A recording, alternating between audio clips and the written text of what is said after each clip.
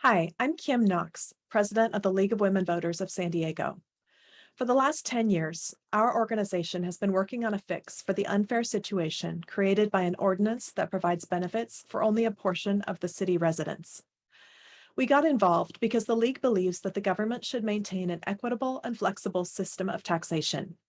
And we support policies to promote reuse and recycling and to reduce the generation of trash. We believe consumers must expect to pay some of the costs of waste management, and we support the city's zero waste plan and the climate action plan.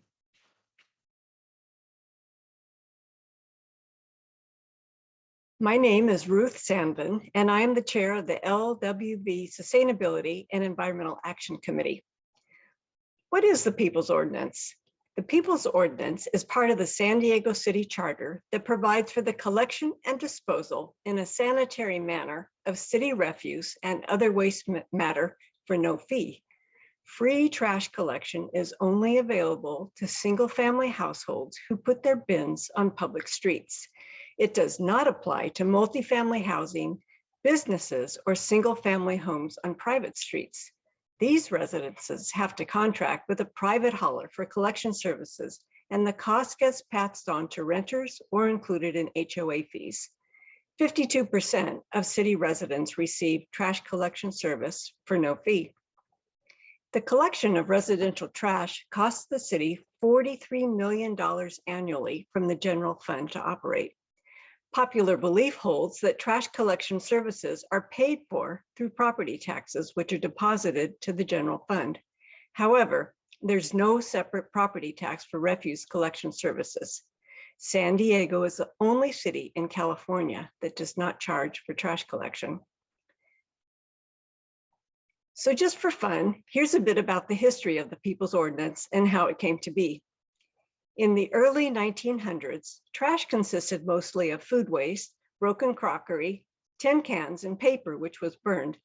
There were no plastic containers, packaging, electronics, or disposable items. Almost everything was reused, repaired, or repurposed. Everyone was responsible for disposing their own trash. People mostly disposed of food waste by feeding it to their chickens, throwing it in the street or vacant lots, or burying it in their yard.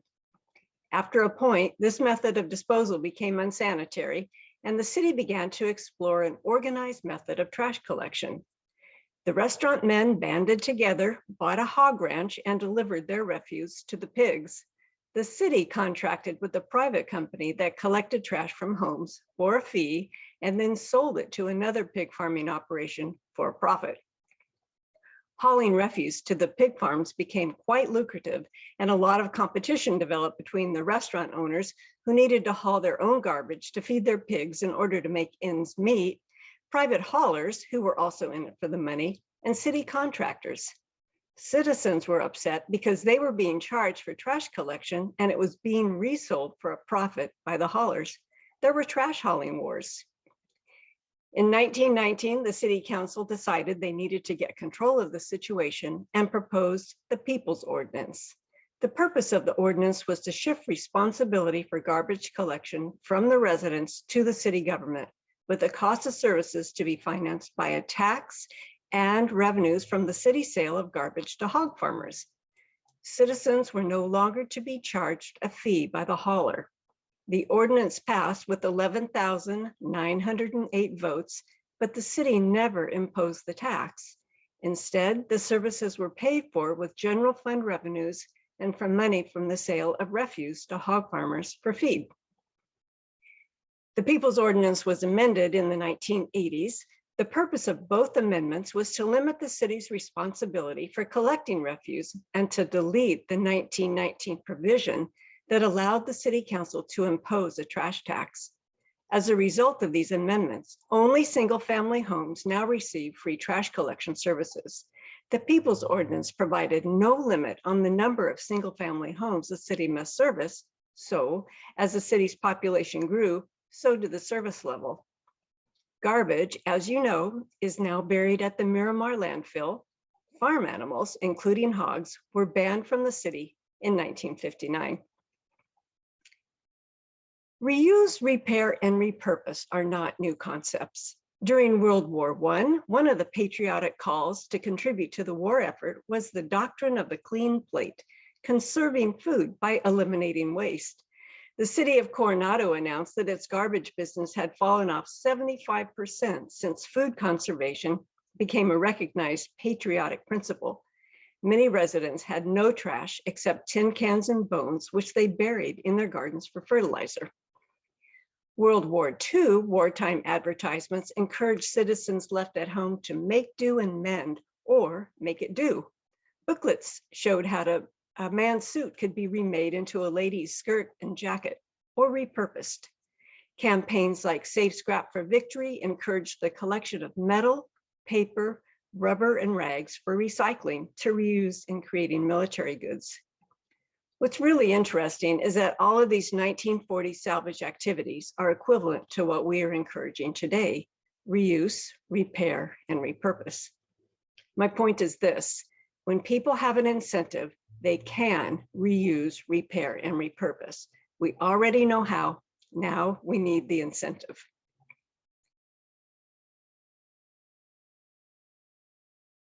The inability of the city to charge fees for trash collection precludes a pay-as-you-throw system, which could be the incentive residents need to generate less waste and help the city achieve its waste diversion and recycling goals. Revenue resulting from a pay-as-you-throw trash fee could also enable the city to provide additional services, such as education and outreach, free waste bin replacement, or pickup services for bulky items that are hard to dispose of because they don't fit in the trash bins. These services tend to enhance participation and prevent illegal dumping. Pay-as-you-throw programs or volume-based pricing charge different rates for different bin sizes so that you only pay for the trash you create. Fees for greens, food waste, and recycling could be lower than trash fees. In addition to recovering the costs of providing city collection services, a pay-as-you-throw fee could be the economic incentive for promoting zero waste and encouraging citizens to reuse, repair, or repurpose. The People's Ordinance mandates that the city collect trash at no cost for residents who live in homes on public streets, while all other residents must pay a private hauler. The grand jury recommended twice that the People's Ordinance be amended so this inequity of cost of services is corrected. Tax rates for these two groups are the same, but the city is not treating all residents the same. This is not just. A rate-based trash collection fee would free up millions of dollars from the general fund that could be used for services that benefit all community members equally. General fund spending for People's Ordinance costs is $43 million this year, and the cost will go up significantly as the city implements SB 1383, which requires limiting organic waste in landfills in order to reduce methane emissions. Trash is being picked up for free from an estimated 16,000 short-term vacation rentals. This is not just. The easiest way to reduce greenhouse gas emissions is to get organics out of the landfill. The city's trash analysis found many recyclables are being put in the landfill, and this is preventing San Diego from reaching its goals for zero waste and the climate action plan. The city is unable to influence recycling behavior in homes they serve because they cannot charge pay-as-you-throw. This is not just.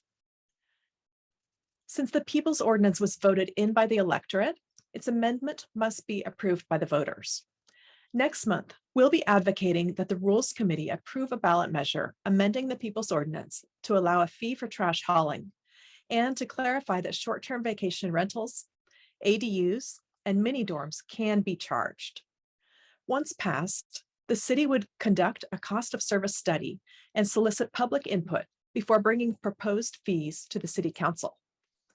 The city's Environmental Services Department would continue to haul trash, recyclables, food waste, and yard waste, which would move San Diego toward its zero waste and climate action plan goals.